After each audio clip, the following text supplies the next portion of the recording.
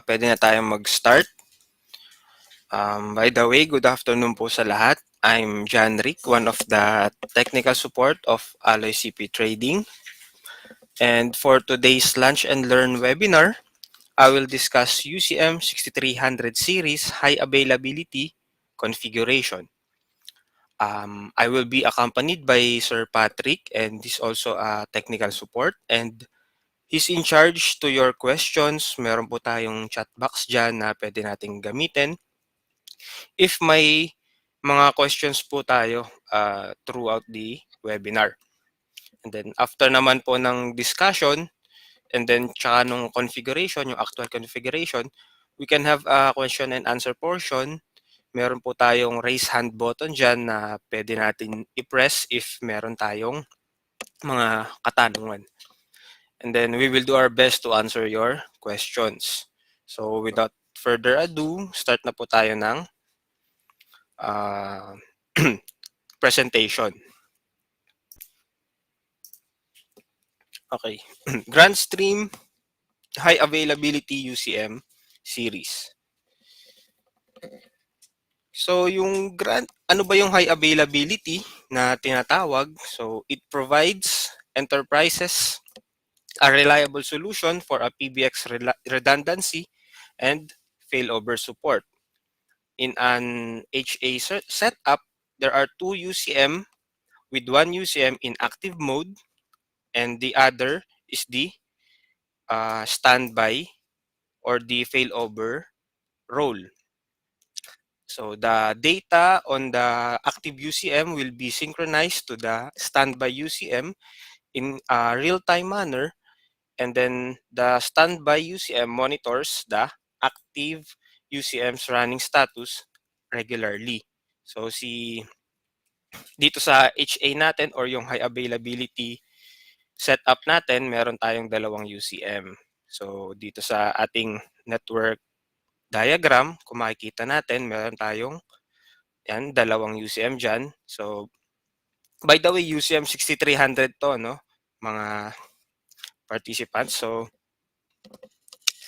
yan, hindi siya available dun sa lumang series ni Grandstream UCM 6200. So dito sa HA setup, meron tayong dalawang UCM na yung isa primary, yung isa secondary. Pareho silang meron silang naka-static IP address, and then meron HA virtual IP address na doon ko-connect yung mga or doon magre-register yung mga SIP endpoints. And then, syempre, bago natin in-enable ang high availability sa UCM, kailangan malaman natin yung mga hardware and software requirements as well as the configuration parameters needed for the setup. So, ito yung mga prerequisites na tinatawag.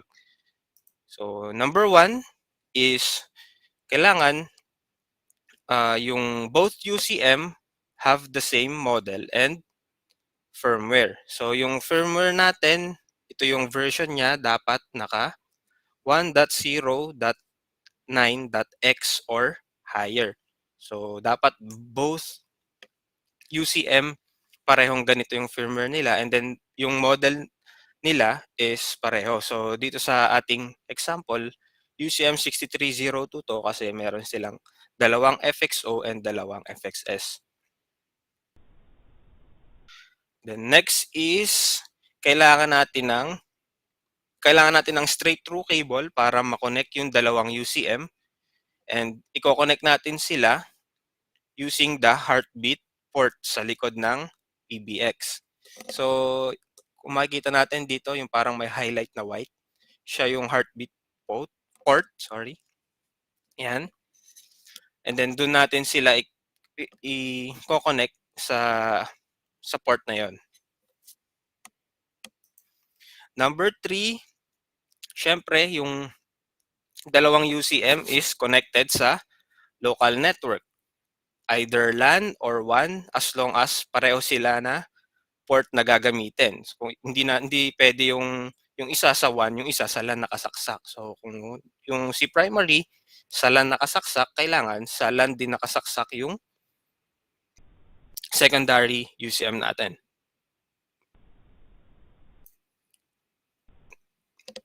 Use an analog adapter to split the analog signal. Kung meron naman tayong mga PSTN lines, like analog trunks, and na connected sa FXO port ng ating primary UCM, kailangan natin ng analog adapters para ma-split yung analog trunks. Ganun din kapag meron tayong mga analog devices or analog endpoints, kailangan din natin ng analog adapters or splitters. Minsan ganun ang tawag sa kanila. And then number 5, set the network mode to switch or router mode. So hindi kasi supported ng UCM yung dual mode. So kailangan naka-router or naka-switch mode lang yung ating mga UCM. And then assign a static IP address to each UCM. So for this example, yung static IP address niya is 192.168.0.51 para sa primary and 0.52 naman para sa secondary. And then sa number 7, we can now enable and configure the HA on the UCM once na meron tayong once na na-met na natin lahat ng criteria or prerequisites na diniscuss natin kanina from 1 to 6. So pwede na tayong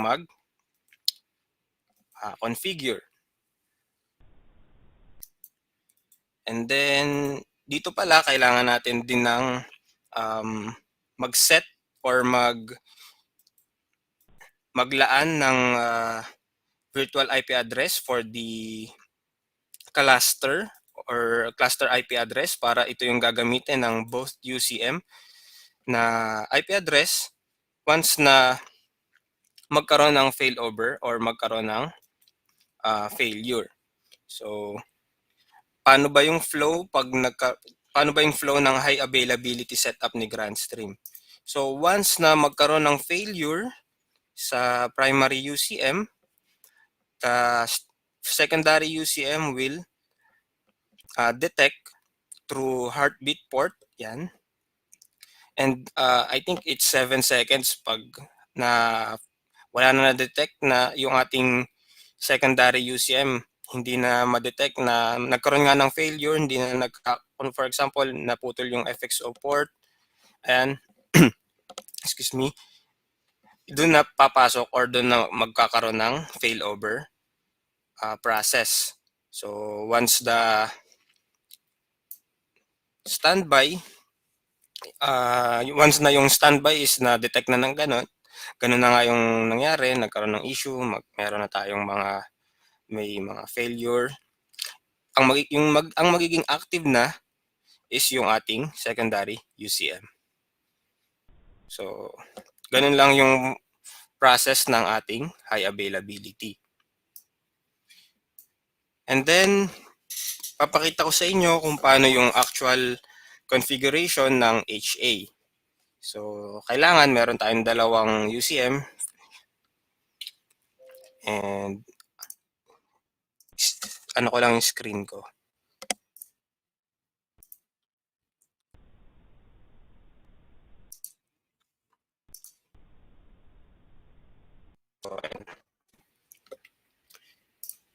So, yan. Sana nakikita natin lahat ng screen. Pakita ko lang yung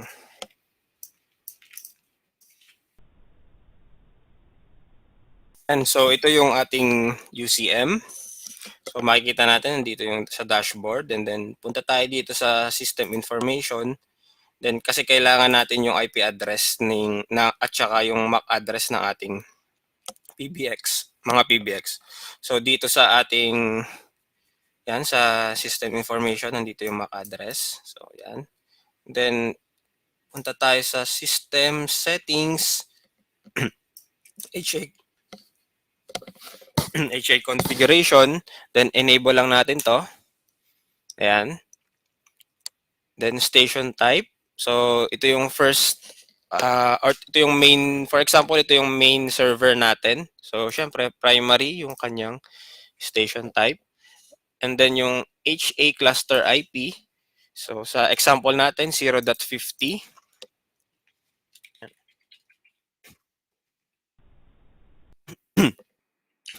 So itong 0.50, ito yung ginagamit ng mga SIP endpoints para mag-connect or dahil dalawa na nga yung ating PBX, so ito yung gagamitin na IP address ng mga para sa failover. And then yung peer IP address, HA peer IP. So ito yung secondary IP UCM ko. Open ko lang. And then punta tayo sa system information. Then sa network, copy lang natin yung IP address. Ito yung secondary. Ito yung ipi-pair natin na na UCM. So ito yung IP address niya, 0.136. By the way, kailangan naka-static IP address yung ating mga UCM. So, and then yung MAC address is ito. Ayan.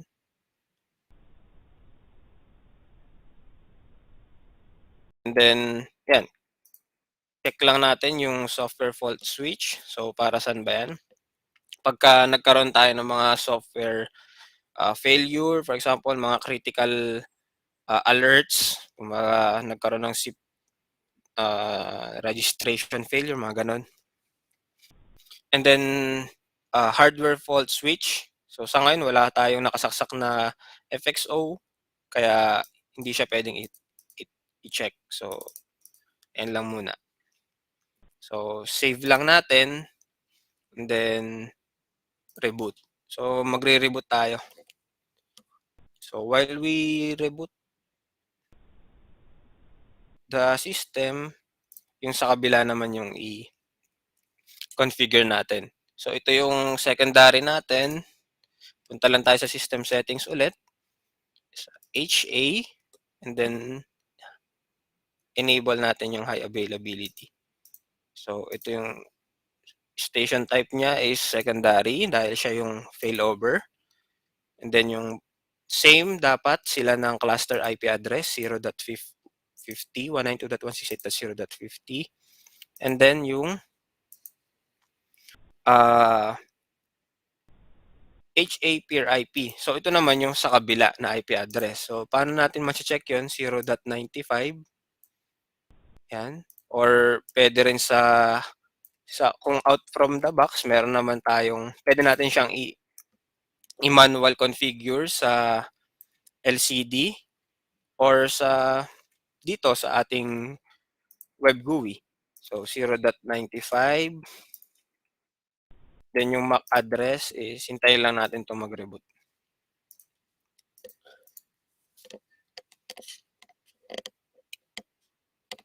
Hintayin lang natin mag-boot yung ating PBX. Ayan. So I think okay na siya.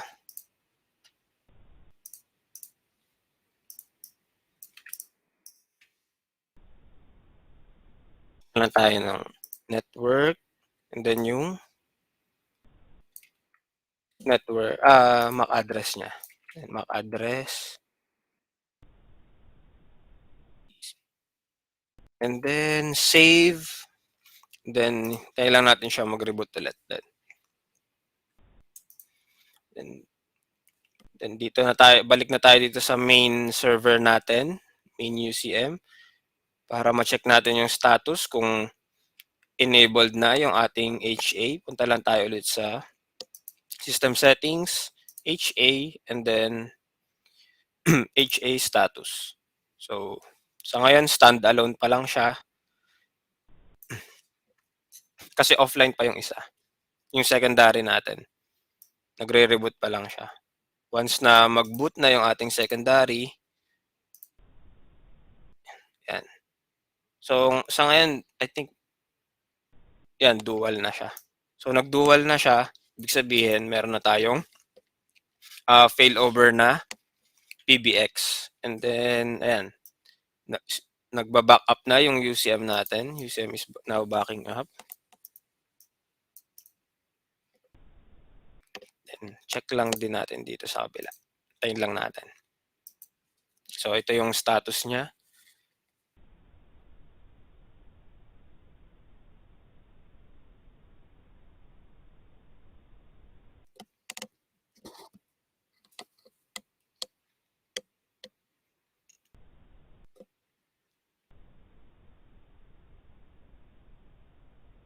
Tayin lang natin siya matapos. And then, we will check.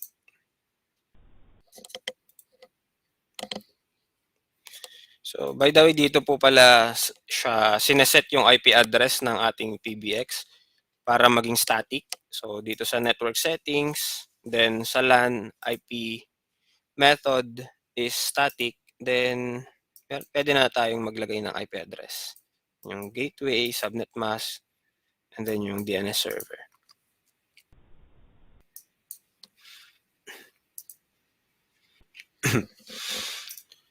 So, ayan, malapit na. Nasa 85% na yung backup niya. And as easy as that, meron na tayong high availability or failover support.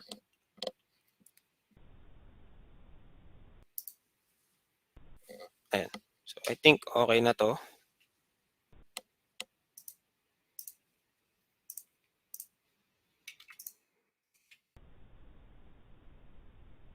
Plan din natin yung status dito sa ating secondary. System settings, HA, and then status. So, yan.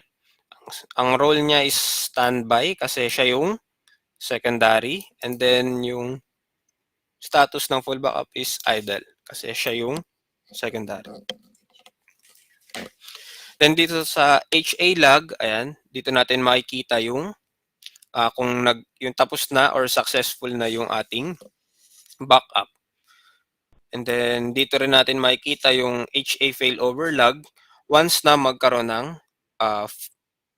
failover process. So sa ngayon wala pa siyang failover log kasi hindi pa nagkakaroon ng failure or issue yung ating primary. Sa ngayon okay naman siya. Check natin. Then balik tayo dito sa main server. So meron tayo dito, kung makikita natin, meron tayong switch button. So pag click natin to, magfa-force switch siya dito sa ating secondary. So ba't ba natin gagamitin to? For example, gusto nating mag-firmware upgrade, mag-force switch tayo para yung ating secondary siya yung maging active PBX habang nag-firmware upgrade to para hindi tayo magkaroon ng downtime sa ating company or sa ating system. Then pwede naman din natin siyang ibalik kapag once na ito naman yung ating firmware upgrade.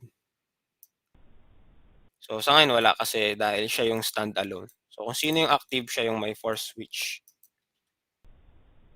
So pwede tayong mag-try kung magba-backup ba yung ating secondary PBX. So pwede tayong mag-add ng extension. So extension 1000. So to check up, wala pa tayong extension 1000 dito. Yan, ito yung ating secondary. Ayan, sorry. Ito yung ating secondary server. Yan, yung ating 0.136. So wala tayong 1001. So check tayo dito. Add tayo siguro mga madami. Patch tayo limang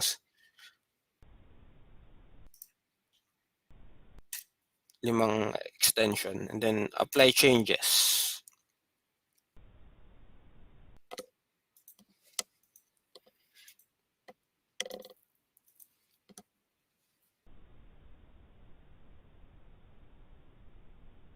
Ayan. So meron na tayong nagdagdag tayo ng 5 extension number, then check natin dito sa kabila kung magkakaroon ng backup. Ayan. So, andito na yung na-create natin na mga extension numbers. So, ganun lang siya kadali. Pag once na ma-enable natin dito sa system settings, and then lagay lang tayo ng cluster IP address. So ito yung gagamit. Tas ito na yung gagamitin natin na IP address para sa registration ng mga SIP endpoints. So imbis na ito yung gamitin natin, yung IP address ng PBX, yung cluster IP address na yung gagamitin para dito sa kapag meron tayong HA setup. So ganun lang po kadali ang ating HA. So balik tayo sa presentation. Meron pa tayong frequently asked questions. Palit lang tayo ng, palit lang ako ng ano.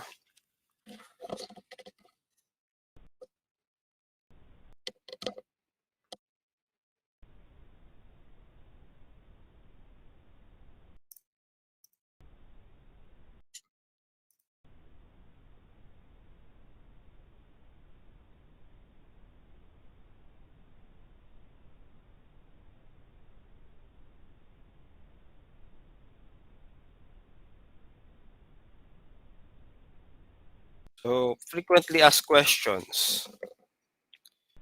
Yan. Failover during call. So, yung question natin, is there if there is an ongoing call on the active server, then encounters a failure, will the call be recovered? Ang answer natin dyan is yes, the switchover process will only cause a few seconds of audio cutoff and then it will be recovered automatically. So, ang sinet-up natin is 7 seconds para yung standby UCM natin is ma-detect niya na, for example, 7 seconds nga nagkaroon na hindi nag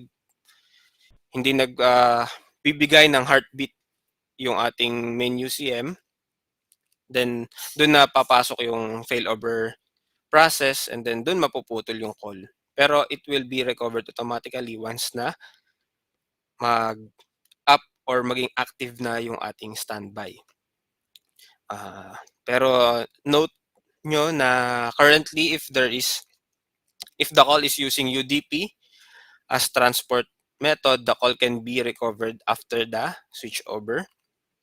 However, kapag naka-TCP naman, yung call natin is hindi mare-recovered after the switchover. Another key points is point-to-point calls such as audio call or audio meeting can be recovered after switchover. However, for calls using the ring group, call queue, and other call features and services, the call will not be automatically recovered. So kapag sa ring group bumagsak yung tawag, hindi siya mare-recover or sa call queue.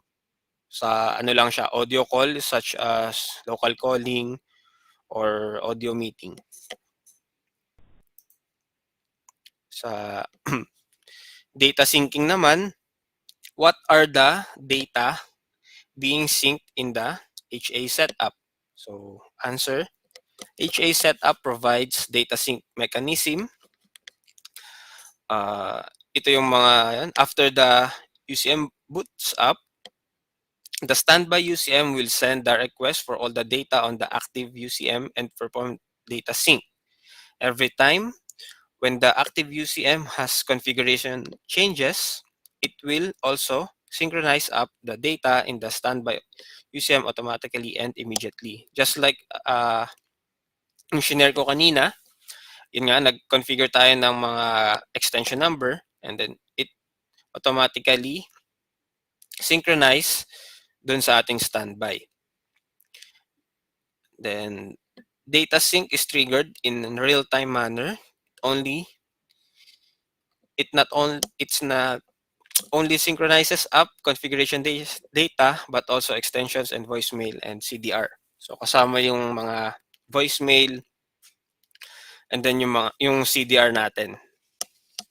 Every day at midnight, a full backup will be performed to ensure active and standby UCM always have the same data on a daily basis. So automatic backup siya every day and at midnight. Then sa firmware upgrade, what is the best practice in firmware upgrading? To ensure that there is no service interruption in HA setup, here are the key points to remember. The standby UCM needs to be upgraded first and becomes UCM. It becomes the active UCM. Then we can upgrade the standby UCM. This will ensure the active UCM is always working and providing PBX functions, so there is no service interruption during upgrading or switch over. So yun nga, yung pinakita ko kanina, yung force switch or yung switch button doon, yun yung gagamitin natin when we want to upgrade our UCM. So para i-force switch natin yung standby as an active UCM and then pwede na tayong mag firmware upgrade after that.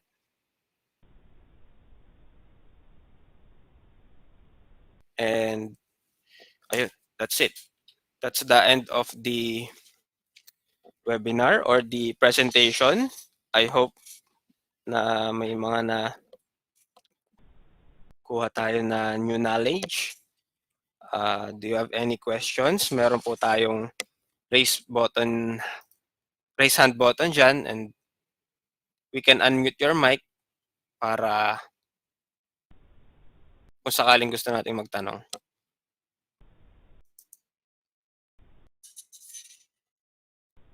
So, ayun po.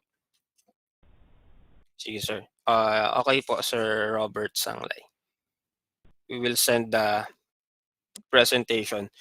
We could also send a detailed configuration guide kung gusto natin. Meron po kaming detailed configuration guide para sa HA setup. So, may mga questions po ba tayo?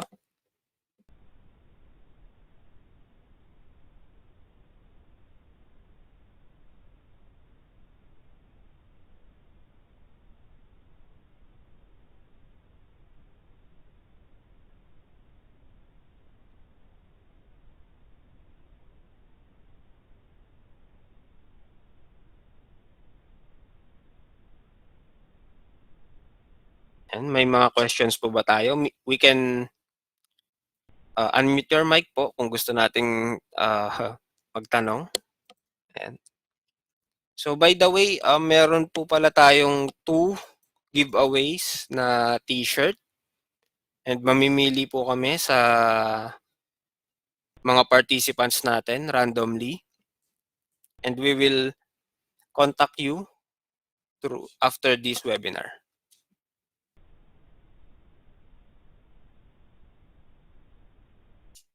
So siguro wala na tayong questions kasi napaka-straightforward lang naman ng ating configuration, and then